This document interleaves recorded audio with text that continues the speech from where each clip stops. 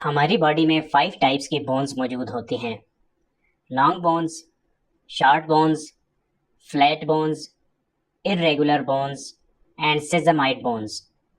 Bones की यह classification shape and function of bone के हिसाब से की जाती है।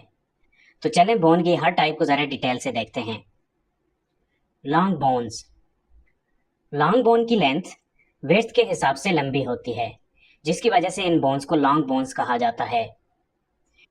इन बोन्स की शेप सिलिंड्रिकल होती है। लॉन्ग बोन के सेंटर वाले रीजन को डायाफिसिस और एजेस को एपिफिसिस कहा जाता है।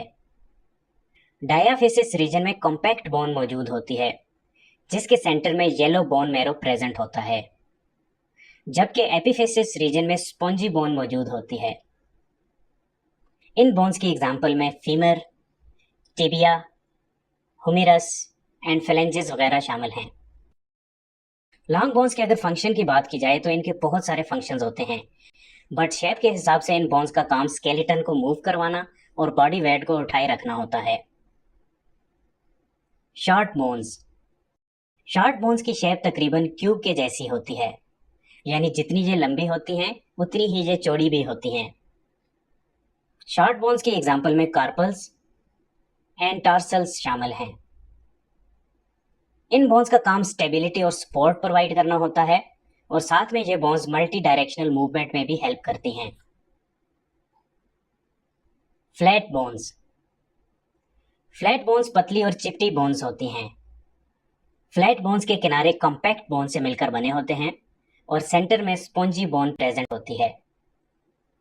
फ्लैट बोन्स की एग्जांपल में स्कल बोन्स, रिब्स, स्कैप्यूला और स्टर्नम वगैरह शामिल हैं। फ्लैट बोन्स का फंक्शन हमारे मेजर इंटरनल ऑर्गन्स को प्रोटेक्ट करना होता है, और साथ में ये बोन्स मसल अटैचमेंट में भी हेल्प करती हैं। Irregular bones. इर्रेगुलर बोन्स की शेप कॉम्प्लेक्स होती है, जिसकी वजह से इन्हें इर्रेगुलर बोन्स कहा जाता है। इर्रेगुलर बोन्स की एग्जांपल में वर्टेब्रे, मैंडिबल और पेल्विस में मौजूद बोन्स शामिल हैं। इर्रेगुलर बोन्स के फंक्शन में muscle attachment, support and protection of spinal cord शामिल हैं। Sesamoid bones. ये बोन्स साइज में छोटी, राउंड और टेंडन्स के नीचे कवर हुई होती हैं।